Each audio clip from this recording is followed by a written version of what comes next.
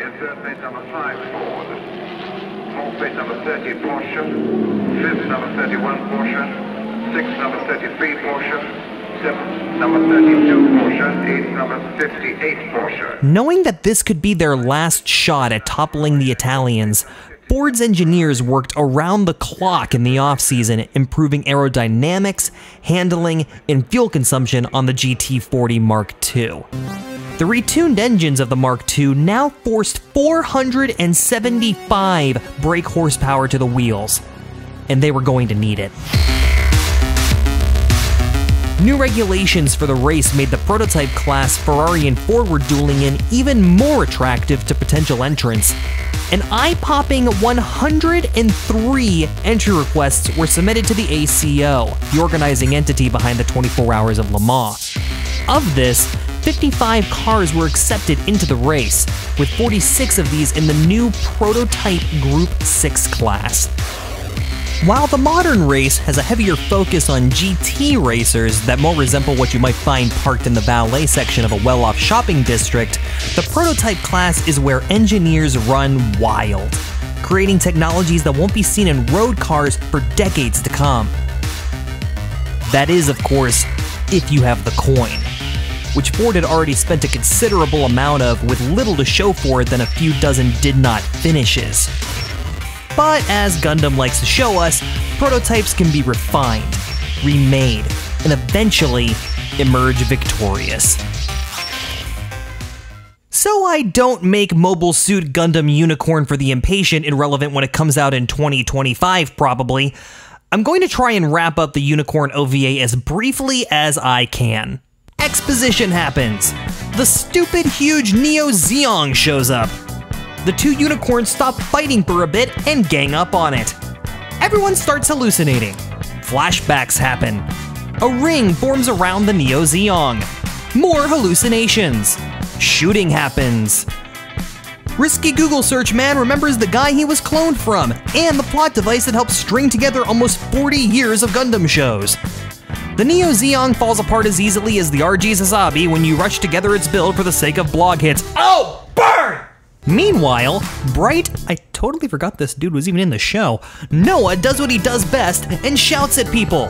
Bangaranger's girlfriend tells everyone that the Space Amazon Locker has the real version of the Space Constitution, and the world reacts with a resounding, oh, okay then.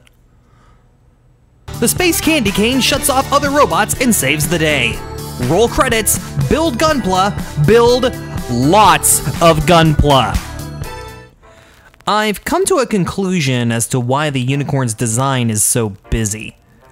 All the extra lines and creases are actually open slots, from which the Unicorn prints money.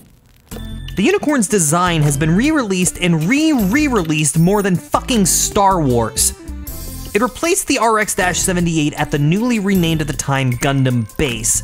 It's had convention exclusives, Japan-only releases, every major grade multiple times, mega-size kits, clear kits, extra finish kits, kits with pop rocks coming out of the frame, light-up real grades, even 7-11 has 2 exclusive unicorns. It's been gold, it's been blue, it's been orange, it's been green, it's been given the Banshee's weapons, it's been given a pearl coat. It seriously doesn't stop. Bandai seems perfectly content with bombarding you with unicorns until your wallet vaporizes and you vomit pink space magic in tribute to your plastic model god. Owning a unicorn kit is as unavoidable as arguments on Twitter. I have 4 between unicorns and banshees and I don't even like the design. Hell, I only bought one of them myself and that was a cheap super deformed kit. Thanks guys. Perhaps their strategy was to flood the market with unicorns to all but guarantee its success. It seemed to work for a certain car company in 1966.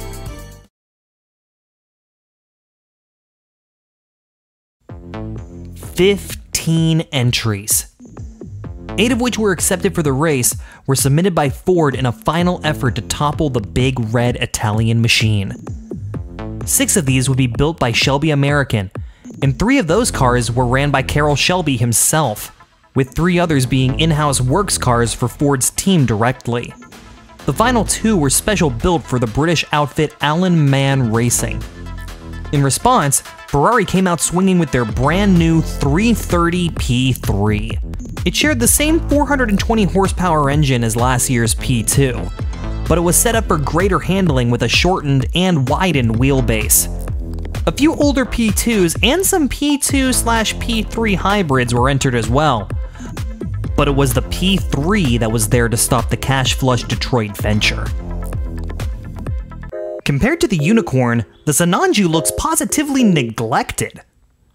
We have the high grade, the real grade, a super deformed, and a couple master grades, and the Sinanju Stein is getting a high grade later this year, but that's really it. The more interesting of the two designs, at least in this esteemed internet personality's eye, is being practically underserved by Bandai's bean counters. Perhaps it's because Zeon suits don't have that classic Gundam silhouette, so they're afraid of throwing the same weight behind them as they would a hero suit with the Gundam name. But if that were the case, why are we not similarly swamped with 75 versions of the Barbatos in every grade? Because trust me, the moment we get a true master grade Barbatos, not that I think we ever will for many reasons, I'll be first in line.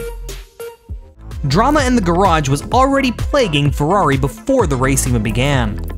Their lead driver, John Surtees, had planned with the team manager, Eugenio Dragoni? Sure, to bait the GT40s into individual races on the track, hoping to break their ranks. But then, Dragoni's new boss, recently announced Fiat chairman Gianni Anginelli, decided to show up at the race, and Dragoni thought it would be a good idea to make himself look good in the eyes of the top brass, snubbing Surtees and replacing him with Agnelli's nephew.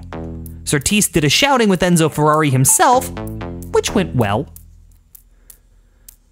Promptly ignored by Enzo, the 1964 Formula One world champion quit the team on the spot.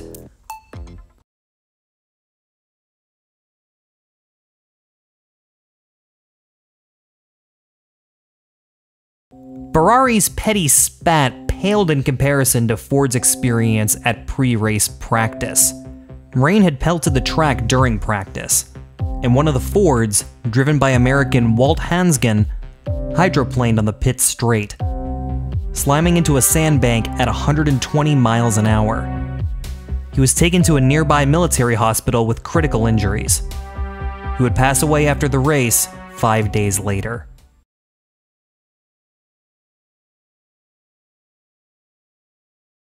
Later on in practice, Dick Thompson in the Alan Mann Ford Mark II collided with Dick Holkvist, who cut off Thompson while going far slower in his Scuderia Bear Ford GT40. Holkvist spun off with major damage to his car, but Thompson was able to make it back to the pits. Good for him. Which is when the rules nannies decided that Thompson left the scene of a major accident and disqualified his team. After insisting that he had the all clear from the officials to do this, Ford's director of racing, Leo Beebe, threatened to withdraw all Fords from the race if the car wasn't reinstated. Now, this was likely a bluff, but with Porsche's racing director, Huschke von Hanstein, find a more German name for me, why don't you, threatening to do the same in solidarity, race control reinstated the car while still banning Thompson. Decent compromise. This left Ford with a severe lack of spare drivers, though, so they flew in Australian Brian Muir, and M-U-I-R, I'm guessing Muir, sure, who ran his first 2 laps ever at Le Mans, first thing race day morning to qualify for participation. So, what about the customization attempt? I will say this. I wish I had the airbrush I have now when I started this project. Airbrushing leads to such a smoother finish, and my hand painting skills are only adequate at best.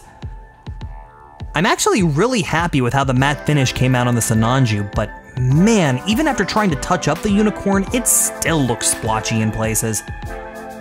One thing I did do differently with the Unicorn's livery is custom decals in the same vein as the Full Burner Martini from, what, 2 years ago now?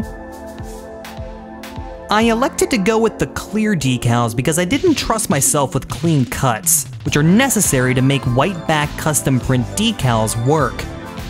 It was kind of a damned if you do, damned if you don't situation where I had to choose between poor cutting or translucent decals, so I went with the latter. Actually, no, hang on a second.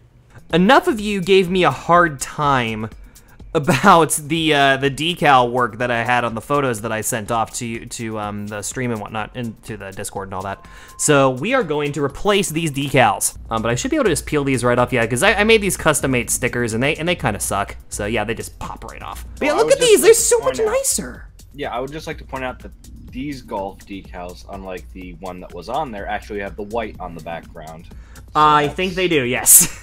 These are painted white. Oh, the god, that looks so much fucking better. Jesus Christ.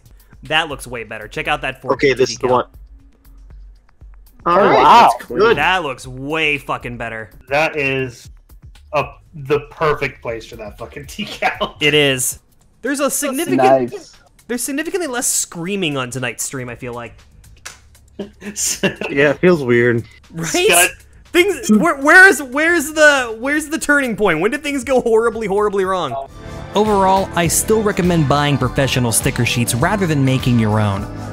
We have a very nice printer at the house which we use for art prints, of which you can find in the link in the description, by the way. And the decal paper still didn't fully grasp all the details of the decals I created in Photoshop. The $6 I saved by not ordering professional ones simply wasn't worth it to me, if I'm honest. Hey! The green flag is dropped by Henry Ford Verka himself.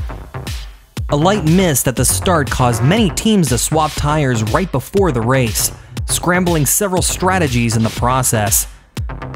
The first Ford with issues pitted on the very first lap. Paul Hawkins' GT40 busted a half shaft on the Mulsanne straight, sending him sideways at 350 kilometers an hour. The crew had the car back up and running in an hour, this being a 24-hour race which allows for such things, only to have it totaled by Mark Donohue, the car's second driver, a short time later.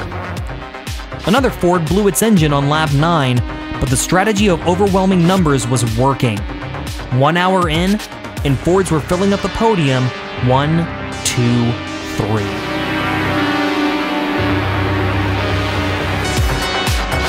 Three cars remain on the lead lap, 2 Fords and 1 Ferrari. Then came the rain once more, dampening the GT40's advantage in horsepower due to the reduced grip on the tires. Coupling this with early brake changes and the threat of heavier rain come nightfall meant the Ford advantage was waning, fast. Severe rain now soaks the track in the dead of night. Ferrari has taken the lead, chased down by 2 nearby Fords on the same lead lap. A separate Ford further back snapped its front suspension, taking a turn too hard, but as the rain eased up, the Fords were able to release their full power once again. The rains came again a little after midnight, causing one of the remaining Ferraris to spin but suffer no damage, dodging a damaged Porsche from an earlier crash that hadn't been cleared yet. At the same time, a separate crash involving 2 other teams trying to avoid the downed Porsche occurred. While the debris was being removed, one of the P3s smashed into the newly wrecked cars, taking out all 4 vehicles indefinitely. There were no serious injuries. Come 3 a.m., and overheating began to plague each of the remaining Ferraris. The then 4th place Ferrari retired with a broken gearbox. Then, an hour later, the final Ferrari entry, in 5th at the time, would retire with similar issues. Maranello had fallen.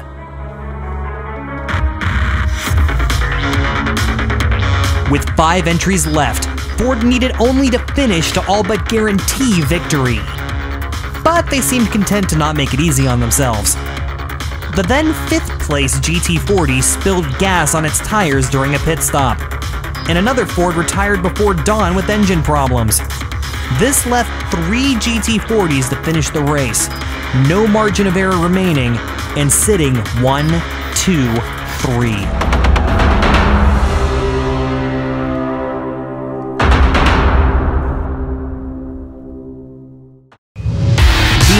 Amon and the Miles Holm cars were running within seconds of each other as the race neared its end, with the Buckingham Hutcherson car hanging back as insurance. A decision was made in the Ford pits to have the cars finish side by side in what hopefully would be considered a dead heat. All three cars went over the finish in formation.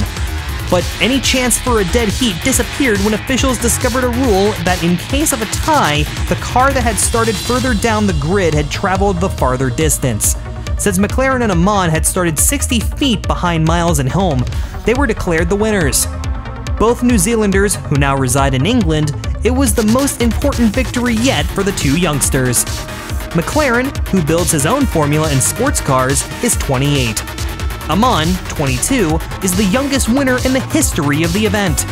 It was a record-shattering performance as the winning car covered more miles, 3,009.3, at a faster average speed, 125.38 miles an hour, than any previous entry. It demonstrated that production engines could compete with racing power plants, and that an American-built car could top Europe's best. Anything worth doing should be a learning experience, and I learned a lot from these builds. Chief among them to never hand paint real grades. Seriously, just don't do it. And I hope if nothing else, you now have some inspiration to build some custom bad gunpla of your own. Before I go, I just want to give a quick thank you to everyone that's been here from the start with the build streams and the first 3 of these videos, and thank you for your patience. I know this has been a long journey, but I thank you for taking it with me. There's more Bad Gunpla coming real soon, so please stay tuned. I'll see you next time.